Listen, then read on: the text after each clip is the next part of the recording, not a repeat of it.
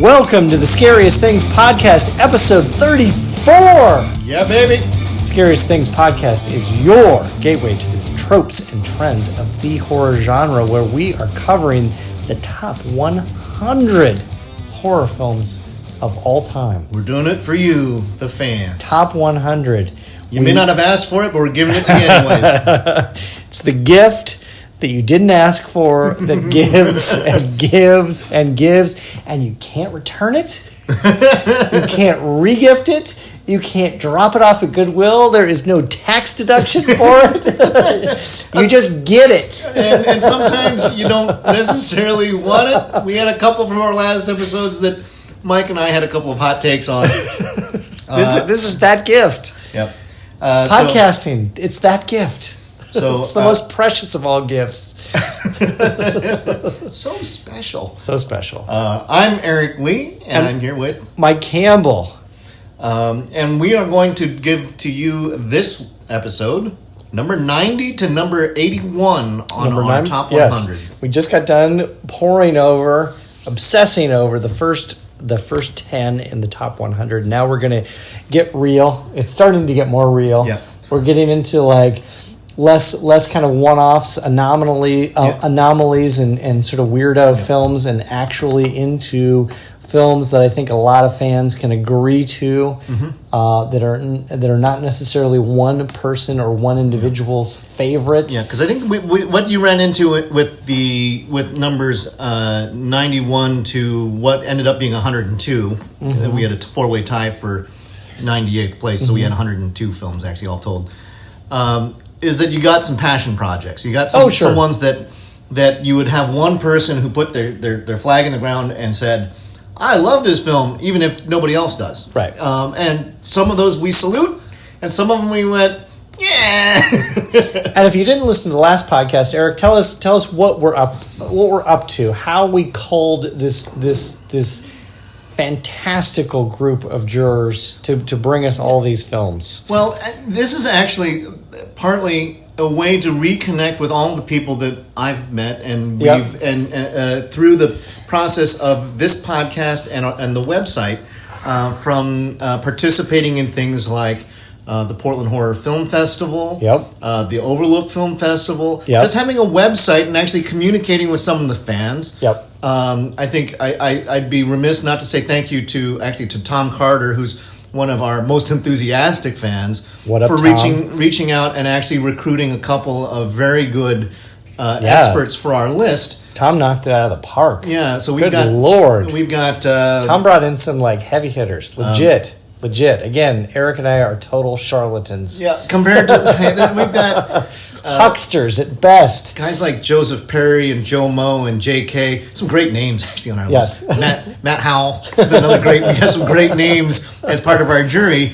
Matt is not a werewolf. No, that we know of. Oh, but it would be so good. I kind of wish. I wish he had. Why Matt should have put The Howling as his number one film of all time, but he didn't. That's the ultimate werewolf nom de plume, Matt Howell. Yeah. Anyhow, I think that you may listen to the top 100 and say, where are my favorite movies? Right. If you go to our website, scariestthings.com, 1T, you will find, go to the top 100 menu, and then you can take a look at all 30 of our jurors who participated, and you can find somebody will have a roster of movies that probably line up with yours. And because we poured over 326 films, that was the total list, and we're just giving you the top 100, and tonight we're just giving you 90 to 81. So what that means is there were 226 films that received votes that didn't make it onto the list. And there are some great films in that list. Yeah. A couple of them are ones that I voted for. I think if you like think of it this way, House of the Devil. Come on, people, seriously. Yeah, Ty West does not make an appearance on the list. What? No. House of the Devil is not even in the top 100.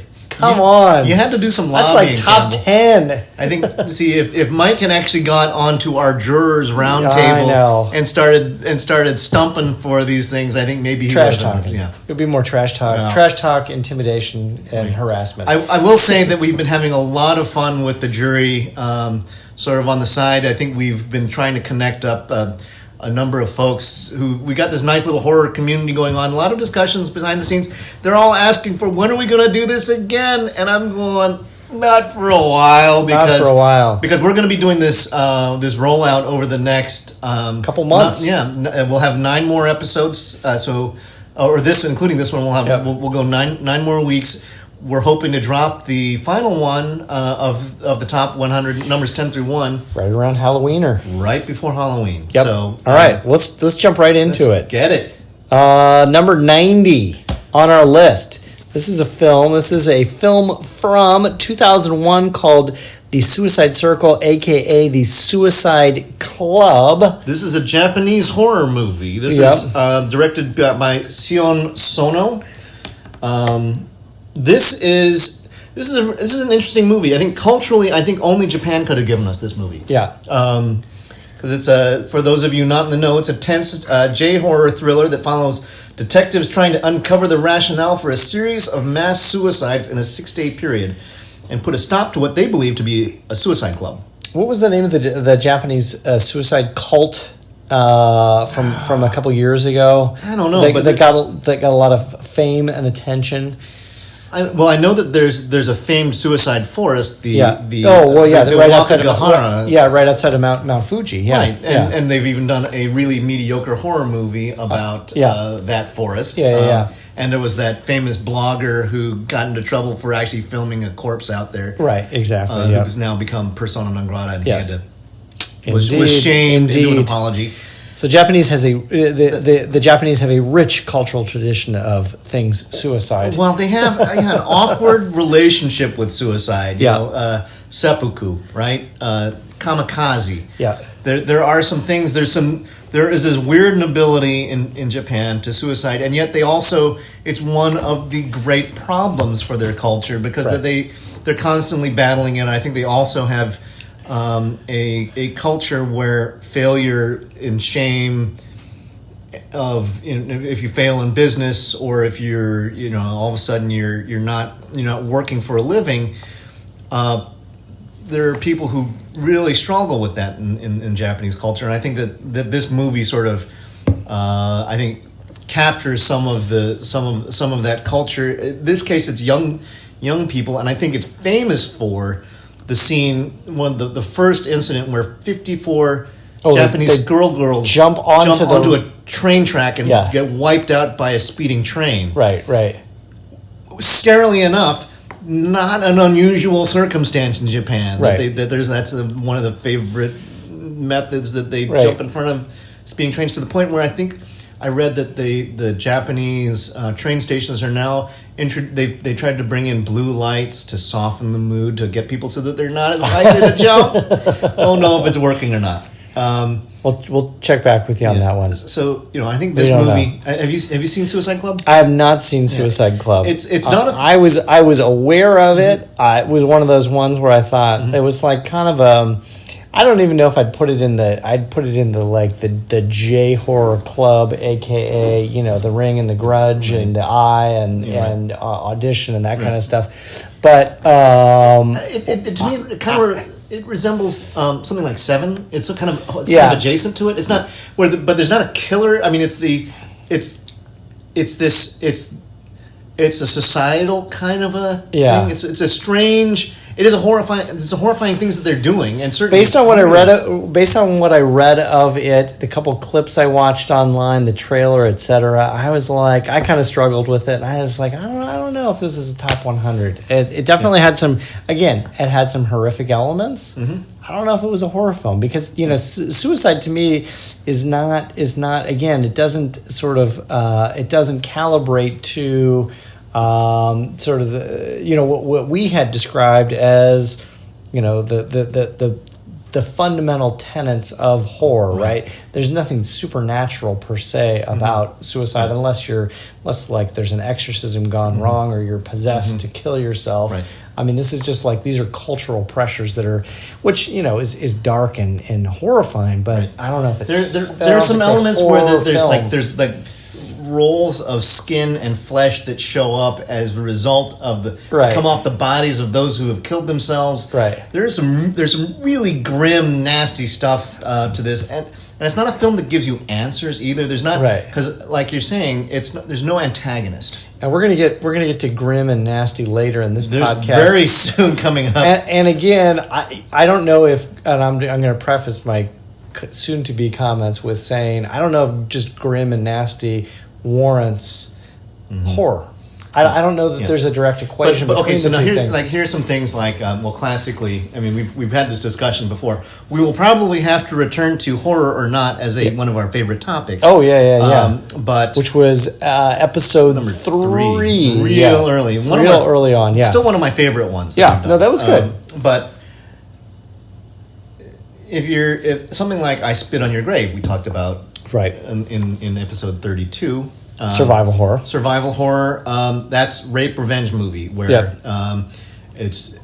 there's nothing supernatural about it. It is a woman who's been brutally handled and goes out and gets a piece back and then some. Yeah, she does. And or something like Henry Portrait of a Serial Killer, which got a vote. But didn't make a dent because I think a lot of people just don't have the stomach for it. Yeah, I'm with that. But we will be having. I think we'll be getting very soon to a movie that I don't have the stomach for. But anyway, so Suicide Circle, Suicide Club. I think it's a movie that's it's culturally horrific. Yeah. It's an interesting idea. I think the movie. I thought the movie was a little bit colder. Yeah. Than I think that I didn't warm up to it per se.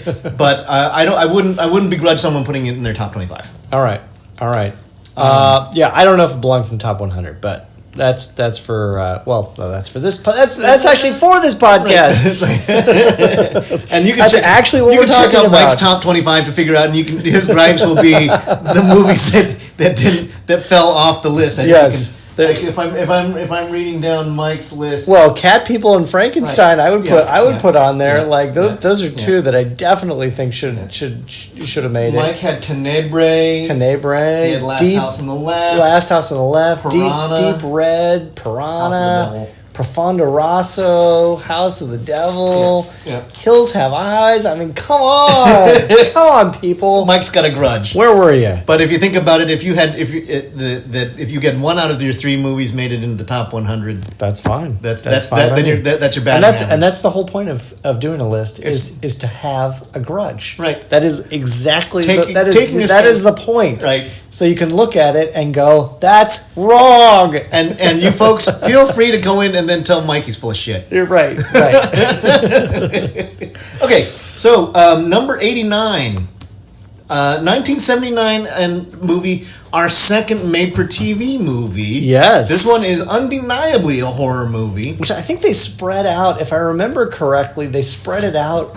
Two nights. Was it 2 nights? I was almost going to say 2 it was hours like and 2 nights. 3 nights. They redid it so that they put more advertising into it. They released it later. They did 3 nights. Yeah. This movie is Salem's Lot. It's like 3 hours and 12 minutes. It's crazy long. Yeah.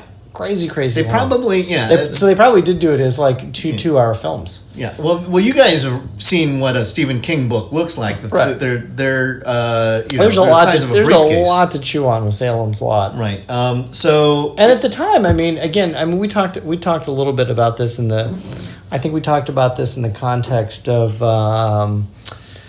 I don't know if it was Carrie or what late 70s film it was, but Amityville Horror. Mm-hmm. We talked about like how these don't really exist per se anymore, but they were these like cultural touchstones, mm-hmm. right? Where you're turning the TV on, you're seeing the advertising, mm-hmm. you're seeing kids in your school walking around with the book, you're hearing parents mm-hmm. talk about the book or the movie. Right. I mean, Salem's Lot was definitely that thing that had touched on so many different early elements. Stephen King book. Super early Stephen King book. And starring, I can't remember if it was Starsky or Hutch, but... David Soul. Is he Starsky or Hutch? I don't remember. He was either Starsky or was Hutch. He was not Huggy Bear. I know that. He was not Huggy Bear. So it stars David Soul, James Mason, Lance Kerwin, Reggie Nadler, and Bonnie Bedelia. Mm-hmm. And which is a fairly large "Where Are They Now" pile. Yes, made for TV cast. Yes, so we say made for TV. Yeah, but this is a classic Stephen King trope. An author, yes, Ben, returns home to his main roots. Yep. Stephen King point 1, Stephen King point 2, and people start disappearing. And this is the result of a master vampire having recently shown up and started sowing the seeds with his business partner to slowly take over the town, and eventually the town gets infected and starts turning into vampires, right? And you know what? I remember when I watched the film, when I saw the film in whenever 1970s, 1979, 1980, and then when I went back and relooked at it, what struck me then and what struck me now is like basic supply and demand. Right. Like you're gonna run out of humans to lean on in this small Maine town, and if you take over the whole town and infest everybody or turn everybody into a vampire, you know what the answer is? Where are you going to go? You need an amusement park, or you need a tourist attraction. You need to bring them in. Yes, Devil's Rejects. There you go. House of a Thousand Corpses. Rob Zombie. You bring him in. That's your cue. We'll be getting to Rob Zombie later on. No, we're not. No Rob Zombie movie. Top 10. No. Rob Zombie. Sorry, Rob Zombie. I don't think Rob Zombie made the top 300. Rob Zombie didn't receive any votes. Sorry, Rob Zombie. Keep trying though. Keep trying. Yeah. Or don't. Or don't. I don't know. You're giving him. It's like, how many shots has he had at the pinata? I know. He's taken at least 7 swings at the pinata. He's that kid that will not get out from the front of the line. Like, just go to the back of the line. You had your turn. Right. Stop it. That's it. No more. Stop it. So, anyhow, it's a grim vampire tale. And again, where are these great little, like, made for TV? They don't do it anymore. They just the 70s had a bunch of them. I know they did. Well, we talked the last episode. We talked about Satan's Triangle from 1975, which is a made-for-TV film. Mm-hmm. Yeah, there's tons and tons and tons of made-for-TV films, and there's some really good ones out there. Yeah. So number 88. Well, wait, we got some more. You got some more to talk about Salem's Lot? Does it belong on the top 100 list? You know what? I'm saying yes. I'm going to say yes. This is, for me, there's only been a couple so far, Black Sunday and Race with the Devil, which we talked about in the last episode. The Changeling, obviously. Maybe The Exorcism of Emily Rose. I think I would put Salem's Lot on the list.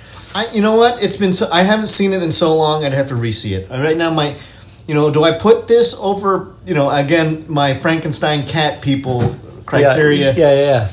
I don't think so. Not at this time. Okay. All right. But I won't say that it doesn't feel wrong to have it on the list. No. But I think Stephen King. Yeah, it's got a fair amount of provenance. Early Stephen King, and actually a good solid horror story back in it. It's just It's a solid story. And Starsky or Hutch. One of the two. We'll look it up. Yes. We'll have to IMDb that and get back to you by the end of the podcast. We have our ace researcher here, Ernie Campbell. Who should be looking up Starsky or Hutch. And you have watched plenty of Starsky or Hutch, man. And you know what I'm talking about because we've watched a lot of Starsky and Hutch. Yeah. Look up David Soul. David Soul. Look up David Soul. Tell us if he was Starsky or Hutch, sir.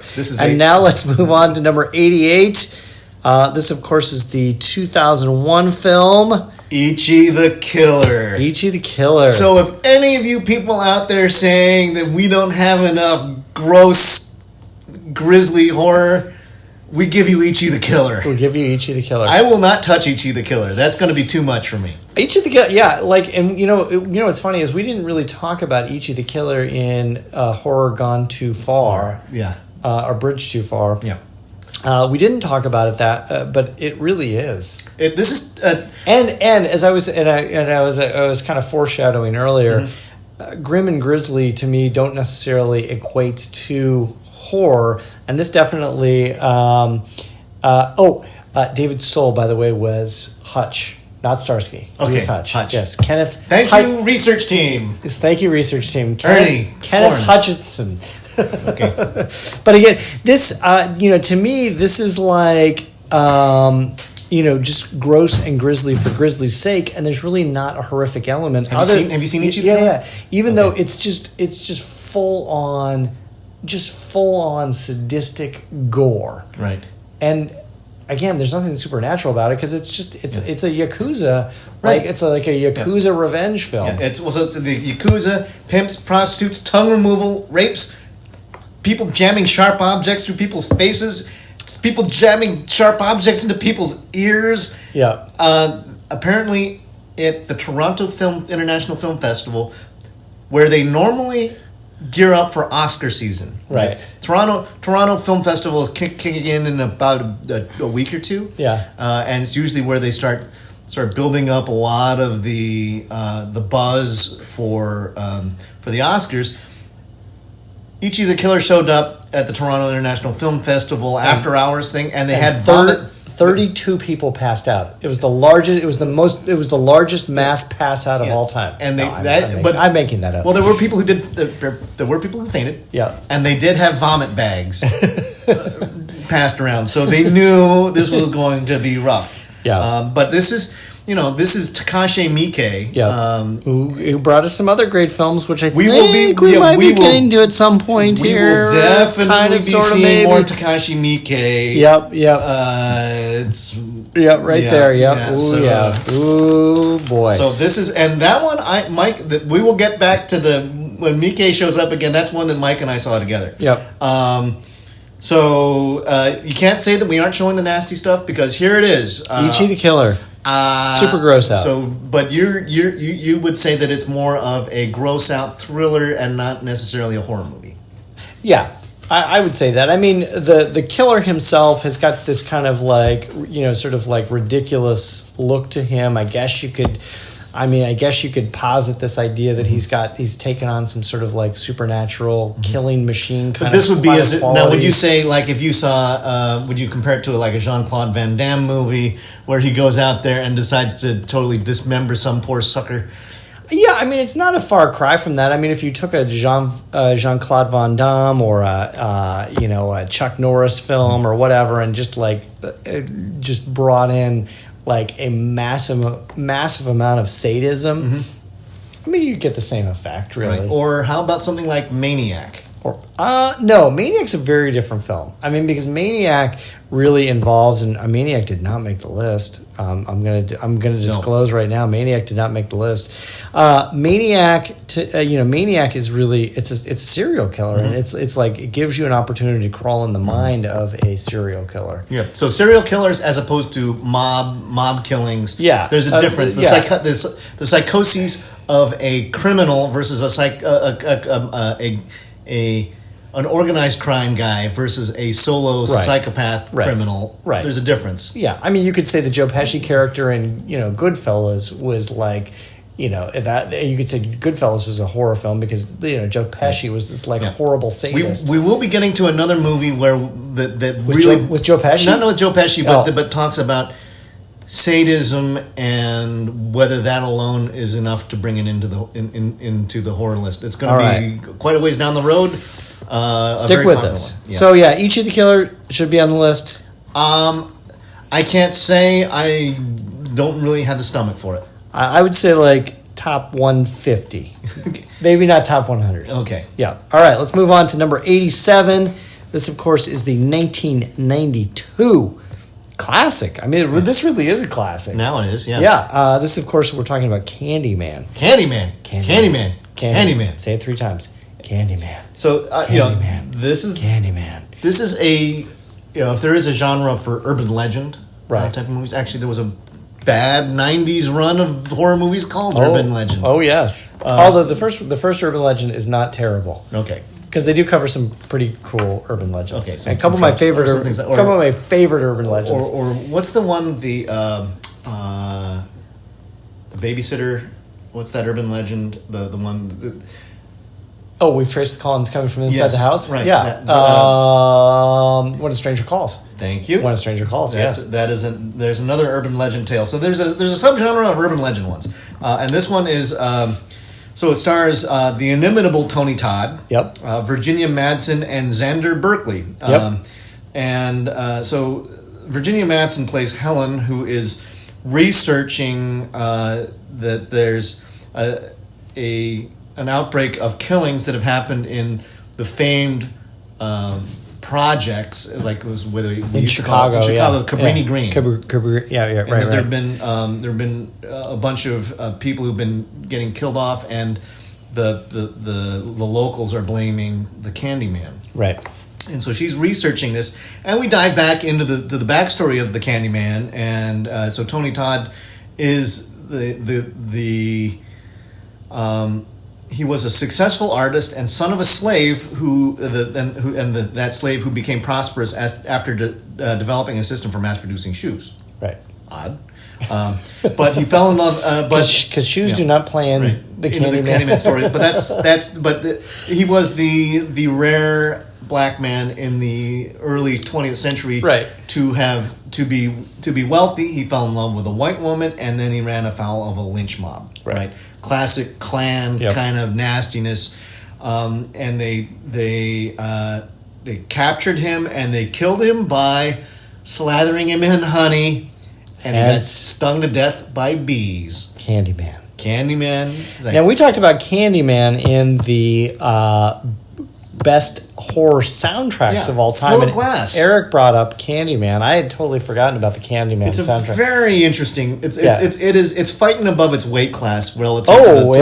to the level of. I went back and actually listened to that after we did that podcast, and I really enjoyed the Candyman soundtrack. So it has a decent cast. I mean, Tony Todd is fantastic in the role. Mm-hmm.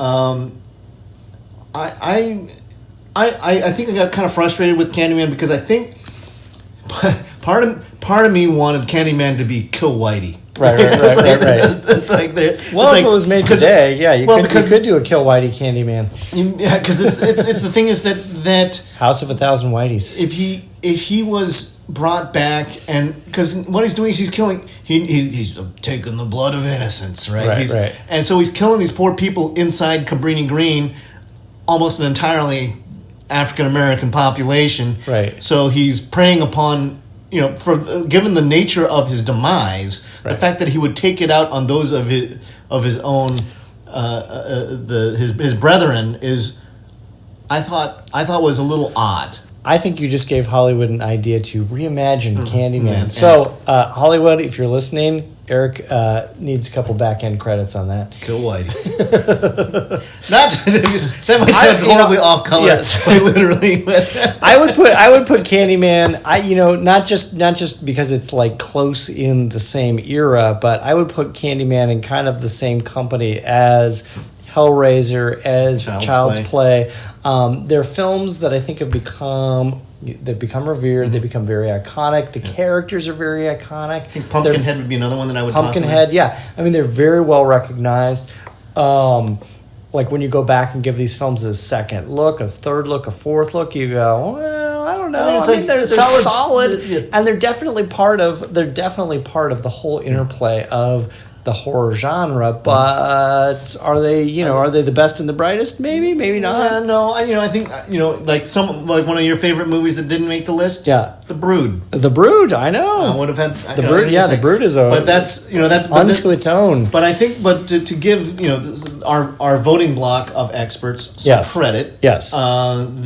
That this was, we did ask for favorites. Yep. And we didn't ask what is the best movie, production wise or scariest per se. Right. It's like and for some people nostalgia plays a huge element to this. Yeah. Certainly nostalgia played a huge thing for me when I was voting for things like King Kong. Sure. Which I, as a kid, I have a deep love for. But some people like. All right. Should we put it in or not? Studio.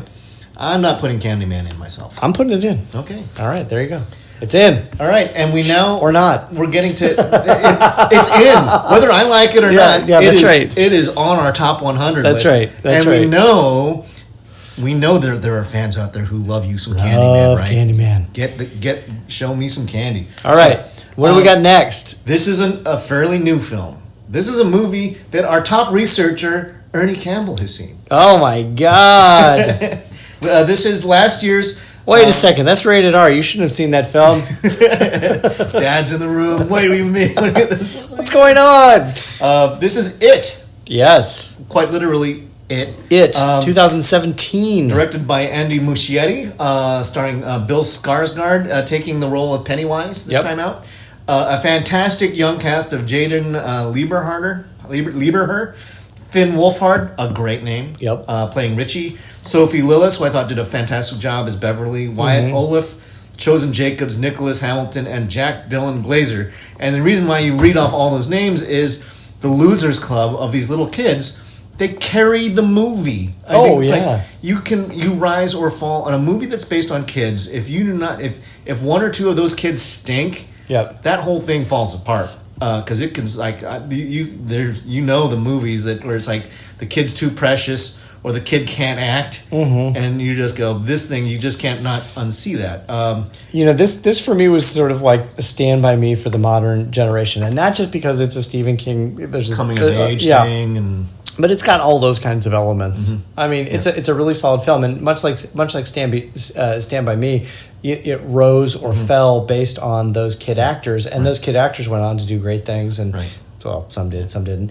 But it was a super solid casting job, and I think the same thing with this. Very, very solid casting job. I think that a lot of these young actors are going to have good careers in Hollywood. I mean, so you're already beginning to see a lot of them getting picked up in other productions. I can't wait to see, and not just horror films, but other films. Jack Dylan Glazer, Eddie, he's going to be in Shazam, and that looks I don't know if you've seen this trailer for Shazam. It looks fun. It looks so much it does. It does. So Ernie, did you think it was scary, or did you think were you legitimately scared or not? It was more of a fun movie. A fun movie. Mm-hmm. Yeah. What did you think about the last act? Where with and I'm not asking you as a dad. I'm asking you as a podcaster.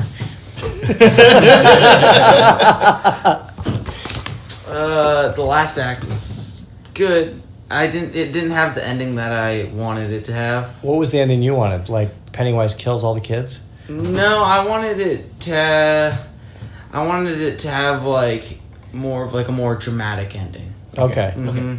I wouldn't begrudge you that. Do you think we will get to a more dramatic ending in Act 2 or in the second? Because there's a second film coming out in 2019. Yeah, they've now cast all of the adult actors for the kids. Right. I think we announced that. I think on a grave digging. We did, and we went through the entire list of all the adults that have been cast. Yeah. So. All right. So you say solid film, solid scares. Go see it. Go see it. Go see it. There you go. Perfect. There you have it. The mouth of a 14-year-old budgeting horror fan. Coming from the dad who has to burgeoning horror fan. Hopefully, we'll see. So I think one of the great things that I find very encouraging with it is that it's a studio production that took real advantage of a good script. They paid money to get real acting and they didn't go for a lot of cheap jump scares. I think that there's some the jump scares in there are really good, but I think it's plot first, it's plot and character first, and the scares come naturally to it. And I think that Hollywood can take some lessons from that and actually not give us just a bunch of pretty teenagers who are getting whacked. Right. This is you care for these protagonists. You legitimately do. Although I will say, I think the first act of the film is the best piece of the film, and it's definitely the scariest. I think it goes really downhill after that. Towards the latter part of the second act and into the third act, I think it really kind of starts to fall. But that opening sequence. Oh, it's one Hey of the there, Georgie. Yeah, it's one of the scary. It's one of the scariest bits ever. Scary. And, just tearing a little boy's arm off, and then he tries to crawl away, and he comes out and he grabs him and pulls him into the sewer. Yeah. Oh, it's wonderful. Grisly. Yeah. All right. So it should make the top 100 list. I think it's about where it should be. Okay. I think that's fair. I mean, I maybe knock it down like 10. Yeah. Like right on the edge of 100. I think the bottom 20 of the top 100. I think it's about right. I think give it some time, and in hindsight, we'll see. Yeah. We'll see what we think. Yeah, check back in 20 years. It may not be in the top 200. Right, but for now, I think it was a bright light for recent horror. We've got a lot of good horror movies. We're going to have some more movies that have come out real recently showing up on this list. Oh yeah, and but I will say right now there's a ton of stuff going on, and go over to the scariestthings.com website, 1T, scariestthings.com, 1T, because we've done a whole spate of recent reviews on new horror films. Yeah, super new stuff, actually. Super new stuff that is really scary, really well done, really interesting, and arguably probably better than it. Yeah, well, I think there's the Popcorn Frights Film Festival in Fort Lauderdale, Florida, is kicking off on Friday, folks. Actually, by the time this thing hits, Popcorn Frights will probably be over. Gone. It'll be gone by then. But that's okay. But you can go to Popcorn Frights Film Festival next year. Yeah, right. Check it out in 2019. I think we're referring to Satan's Slaves. Satan's Slaves, an Indonesian film for all of our Indonesian fans out there. We have a bunch now. We got a bunch of Indonesian fans. Yes. So there you go. You guys gave us a great one. And Ernie, our co-podcaster tonight, made it through 15 minutes of Satan's Slaves, and he said, "That's enough, Dad. I'm out." Is that a fair characterization? That is fair. A way to hang in there, Ernie. But in my defense, I had to go do something. Yes, you did have to go do something. All right. You had to go upstairs and cry. That's not true. That's not true. We saw Tigers Are Not Afraid. I thought was looks beautiful, super cool, fantastic, dark fantasy movie. Prospect looks super interesting. Prospect is weird. It's a funny thing. It's like that one's kind of cool, and the one that Robert did, which was one cut. Yes, something. Yeah. Yes. Anyhow, they've got it's a 23-minute Japanese zombie film, one take. Yeah, and all done by super just by interesting. a total amateur kind of thing, but done with so much heart. It's fantastic from what we're hearing. I'm going to be queuing that one up soon. Yep. Also playing at Popcorn Frights are things that we've seen. Framed. Hey, Mark Martinez Jordan, one of our jurors, and famed director. Yeah, he is. That movie will knock your socks off. It's bloody good fun.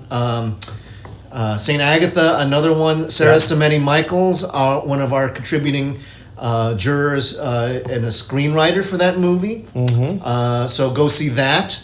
The Ranger, which is punk rock horror in the woods. Yep. Lots of really good films showing at Popcorn Frights. I hope you caught it. It's probably too late by the time you get this. So what we're saying is, if we had to do this list in 6 months, it might not be on the list. Yeah, and Framed might be instead. And Framed might be, yes, or Saint Agatha, or Satan's Slaves, or something like that. So what do we got for number 85? Okay, horror comedy. This is our first horror comedy, right? Yes, it is. Yeah. Well, maybe Spooky Encounters. Spooky Encounters, a.k.a. Close Encounters of the Spooky Kind? Yes, which was number 98 on our list, which we covered in the last episode. Right. This is Zombieland. Yes. Directed by Ruben Fleischer, 2009. And this has got a heck of a cast. Woody Harrelson as Tallahassee. Yep. Jesse Eisenberg as Columbus. Emma Stone as Wichita. And Abigail Breslin as Little Rock. And Bill Murray playing himself. In a wonderful, wonderful bit of meta self-examination. So the fun thing is, I think this examines zombie survival coming in two varieties. Those who survive by playing to strict rules, like Columbus, who comes up with like the zombie survival guide. It's like, just the classic kind of tropes is you don't need to run faster than the zombie, you just need to run faster than the guy who's standing next to you. Right. Those kinds of tropes, or don't use the bathroom without checking all the stalls first, that kind of stuff. And then those who have total lack of respect for rules, which is pretty much everybody else right. in the group of protagonists. And so there's Twinkies and social awkwardness, and it's a road trip movie. It's a funhouse kind of. There's the showdown at the amusement park is fantastic, but the real centerpiece that people will always talk about is our group of survivals going to Bill Murray's house and finding that Bill Murray is turning into a zombie. Right. And slowly but surely. And there was a lot of one of my favorite bits in there is like, so Billy, you got any regrets? Maybe Garfield. Which is, for those of you who don't know, Bill Murray did the voiceover for Garfield. It was like a pay-for-play kind of a thing. Garfield. Which was a great take. Yeah. Very, very, very meta. Yeah. A lot of fun. I think it's a fun movie. I can't get over Jesse Eisenberg. He's one actor that just, I don't know. Chalkboard for me, it just rubs me the wrong way. If it was Woody Harrelson and anybody else, I probably would have liked it more. But I cannot get over Jesse Eisenberg. How about you put Michael Cera in that role? I would have liked it. I think I would have liked it a lot more if it was Michael Cera, because he is virtually he is the equivalent. He's the Jesse Eisenberg equivalent, and I just can't get over Jesse Eisenberg. I thought there was some fun things. At some points, it becomes a little too tongue in cheek, and it doesn't. It takes on.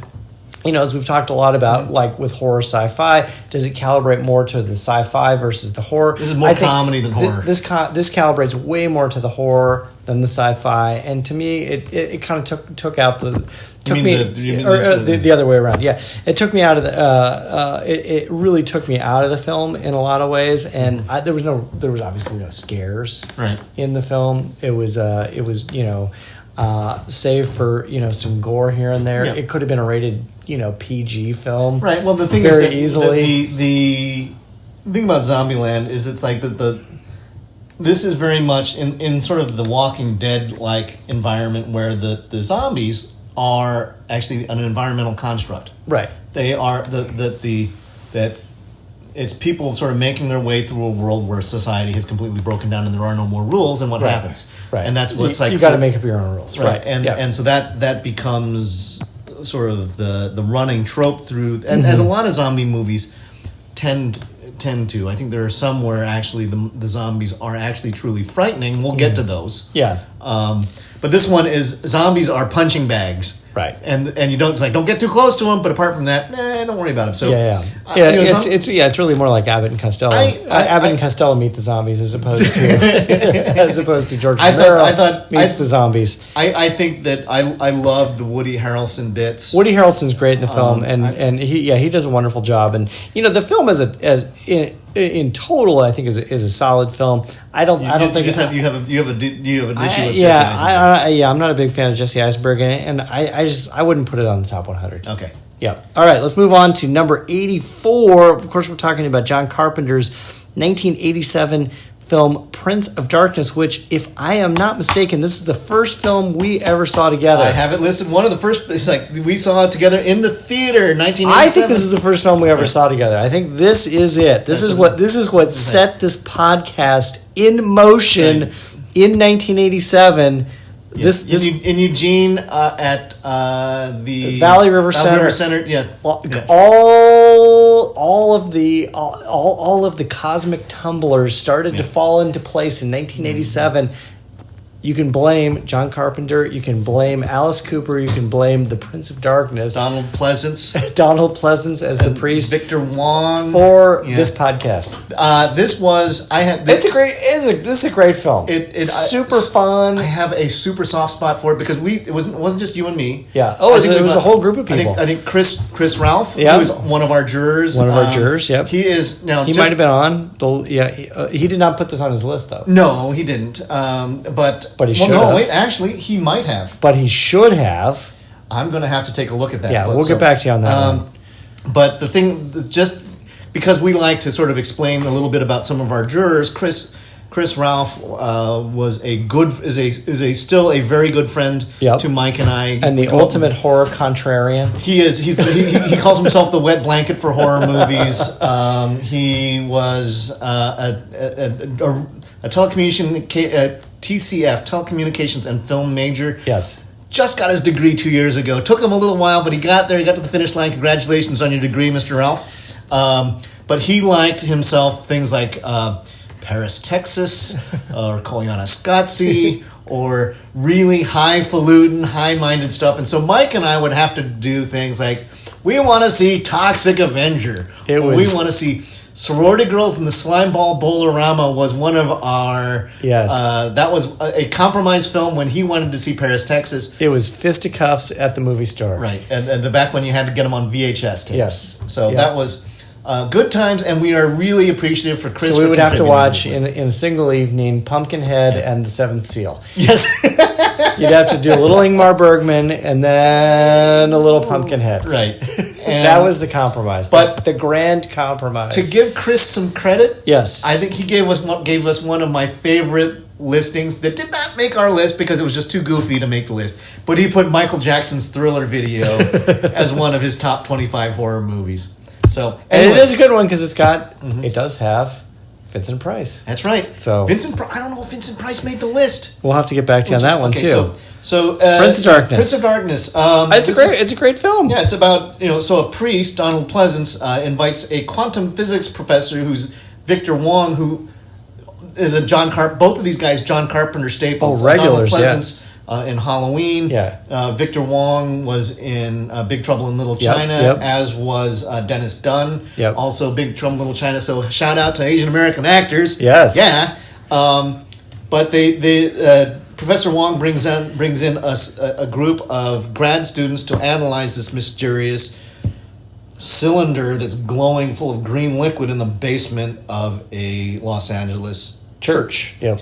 And wouldn't you know it, it's essentially it's devil juice. Yep. It's a portal to hell. It's the essence of Satan. Unlike Event Horizon's portal to hell, which was a little more convoluted, this one actually kind of made sense. Yeah, and it was a hell of a lot of fun. And I have to say I got a soft spot for it because also I remember when we saw the movie, I was sitting between I think Ann Rohr and Nancy Spellman, and neither of them had any stomach for it, and every time it would get spooky, they'd sort of like collapse on top of me and it's like, hey, that's all right. So it's one of those kinds of movies. Yes, and a great performance by Alice Cooper, and I think we mentioned, but I just kill somebody with a bicycle. I just wanted to go back to that because I don't know that Alice Cooper's ever acted in much of anything else. Yeah, I played a transient psycho possessed by the devil. Which is great. For all of 3 or 4 minutes, he must have. Yeah, he was right in the pocket. And when you see him on the screen, you go, "Oh my God, that's Alice Cooper." It's a crazy homeless guy. Super duper Alice Cooper. All right, let's move on to number 83, 1974's Young Frankenstein. One of my all-time favorite comedies. And I know, and we're going back to horror, or we're going back to comedy horror again. This is my all-time favorite horror comedy. Is it really? Yeah. I have this one. I've got another one that's going to show up later, but I actually did a jumble when I reread my list. I put this is my I think this is Young Frankenstein's my number 10 movie. Right. Because there's not. I mean, like there's some really great horror comedy films. There's not a lot. Right. And this one still funny with repeat viewing. Oh yeah. This is Mel Brooks. Very funny. Mel Brooks. Gene Wilder as Frederick Frankenstein. Yep. Peter Boyle as the monster. Marty Feldman as Igor. Cloris Leachman as Frau Brugge. And Terry Garr as Inga. Yep. And Gene Hackman playing the blind man. I don't know if you remember. Yeah. And it also had Bernadette Peters. Yes. Bernadette Peters she's big in the film. So goddamn funny. So this Frankenstein did not make the list. Sadly, I've been complaining about that for the past 2 episodes. Frankenstein did. And I guess it's apropos because it closely mimics the original. I mean, it does. It does a lot of note for note kind of things. One of my favorite things is when Marty Feldman comes up with the brain, or actually Gene Wilder asked Marty Feldman, "Where'd you get the brain?" He's like, oh, I got it from the lab. It's like, so what did it say? It's like, it was Abby. Abby what? Abby normal? And it's like, perfect. Oh, it's so good. And Gene Wilder does he redoes the Colin Clive bit, like Colin Clive did. Right, I mean, right. the thing is, like, for those of you who listened to our Golden Age one, it's alive! It's alive! And Wilder does it note for note, and it's perfect. Yeah, Gene Wilder is one of my favorite actors of all time. I think he's a great actor, and this is a very, very funny film. Well, and the best part is putting on the Ritz. Oh yeah, putting on the Ritz. Yep, with the monster. So proving that the monster's intelligent by making him do a soft shoe Broadway routine. Pure Mel Brooks. Yep. Okay. Good stuff. That's Good 83. Stuff. All right. Great movie. What's that? Great movie. There you go. Ernie says it's a great movie. All right. It's on the list. It's a classic. There you go. I like it. All right. Let's move on to number 82. This is a film I haven't seen that I know you have seen and you have raved about. This is on my list. It is not from 1988. No. This is a film called Raw. I think it's more from like 2017. Yeah, 2017-ish. Yes. So this is directed by Julia Ducournau, starring Grance Marier, I think is how you say her name, as Justine Ella Rumpf as Alexia, and Rabah Nait Alfela as Adrian. I normally don't like cannibal films. And this is Cannibal. A lot of people voted for this film. I love this one. Yeah, so this four people voted for this film. This received four ballots, considering how new it is and how small a movie it was. Yeah. It's remarkable. You can see this movie playing on Amazon Prime right now. Go see it. It is, in a way, this reminded me of a movie like The Fly, where the protagonist is the monster. Mm-hmm. So you're rooting for the monster in this way. In this case, they're incredibly sympathetic. So the story is that Justine is an incoming veterinary student, a freshman arriving at the veterinary school, and she's a vegan, right? Okay, and then or vegan if you prefer. That's how they say it in France. Vegan. So Justine is this school is the same vet school that her parents went to. It's also the same school that her sister is currently attending, and she gets put through a hazing ritual where she is forced to eat a rabbit's kidney. That it was, and so lots of hazing, and they pour buckets of blood on the kids, and it's all this kind of, it's like, welcome to vet school, kids. This is this is what it's going to be like being, having to deal with the blood and all that kind of stuff. But what does it do? It makes Justine hunger for flesh, specifically human flesh, and it is a sympathetic take on how this could play out. Right.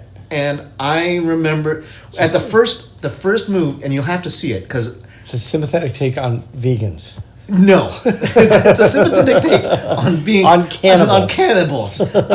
Because there was the moment where she goes cannibal, I'm staring at I don't often talk to the movie screen, but I was like, "Don't do it!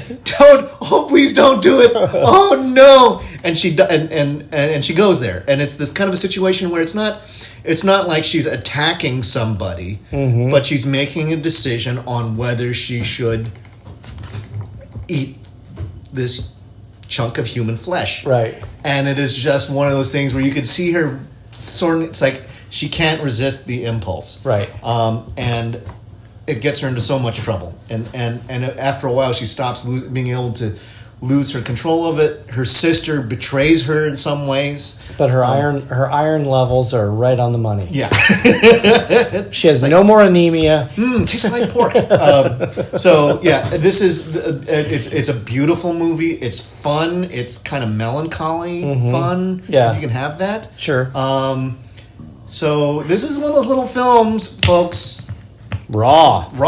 And you had it on your list. It's on my list. It was number, I think, 20. Number 20 on your list. Okay. Then I was going to ask you, should it be on the list? And you say top 20. Top 20. Jesus. Oh my Lord. Okay. Yep. And Mike I'm going to say I don't know. Yep.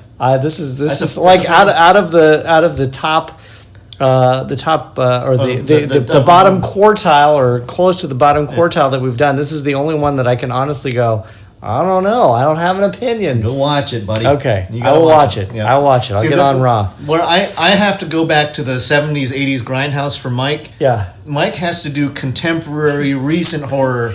Instead of watching out. Humanoids from the Deep for the 4th time. Right. As tempting as that may be. Right. No more Chud for you. Okay. Chud did not make the list, sadly. All right. So we are now down to our last one for our the last film. This is a movie I am not familiar with. It's a recent film, 2011. Yeah. This, of course, is Kill List. It's an English movie. It is an English film. From director Ben Wheatley. This is the number 4 on a friend of the podcast, Liz Williams' list. Yep.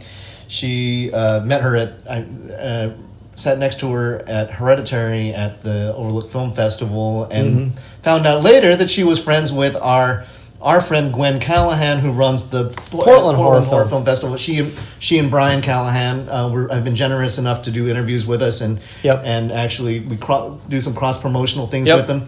Let me bring it full circle. Yeah.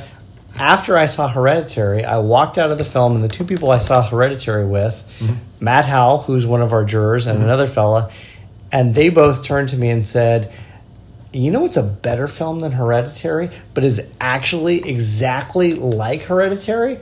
Kill List." Really? And I said, "Huh." And they said, "You know what? You should go watch Kill List, because Kill List is actually a better version of Hereditary than Hereditary is." And I went, huh, because I thought Hereditary was pretty damn scary. Yeah, I thought Hereditary is on my list. And we will see Hereditary later. Yeah, we'll see Hereditary but later as for now, sure. We have Kill List. And Kill List is it's got a lot of the same tones, a lot of the same tenor, cadence, rhythm, rhyme, etc. I wouldn't be surprised if this was actually on Matt Howell's list. It was. Okay. Well, I think it might have been. Yeah. So we'd have to get back to you on that one. The top of my. We'll get back to you on that one. So anyways, so Kill List is a story of former soldiers who become hitmen. Yep. And they get sent on increasingly diabolical missions and get mixed in with cults. Right. And essentially becomes their assassinations become more like executions and sacrifices. Yep. And then the tables turn on them. And as the old friends become the marks themselves, and everything just it sort of erodes into like a third act spiral of sinister cultism. Yep. Right. Which has got a lot of the same qualities as Hereditary. Yeah. Right. Same thing. If the thing about Hereditary was, and I will admit I haven't seen Kill List. Yeah. So if it follows the same sort of drama heavy plot build up, connect the dots, connective tissue kind of a thing, I think Kill List would I think I would really dig it. Yep. If they're making that direct comparison, I'm in. That's the vibe. All right, let's go down our list, starting with let's just go straight down and tell you about number 90 to 81. Okay. What did we cover tonight? Suicide Circle, aka Suicide Club, number 90. And number 89, Salem's Lot, 1979. Number 88, Ichi the Killer, 2001. Number 87, The Candyman from 1992. Number 86 is It from last year, 2017. Number 85 is Zombieland, comedy horror from 2009. And then number 84 is the 1987 John Carpenter film Prince of Darkness, which is also the impetus for this podcast. Number 83, of course, is Young Frankenstein from 1974. Number 82 is the little French cannibal movie Raw from 2017. And then finally, the film we just got done talking about is 1981's 2011's number 81, Kill List. So there you go. Good list. I think there's definitely some ones in here that I would say top 100. Yeah. There's a couple.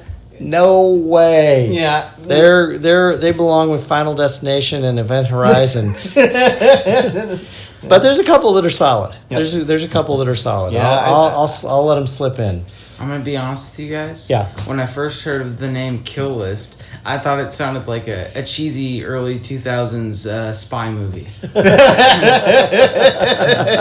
Well, there you have it. There, from the mouths of babes, come words.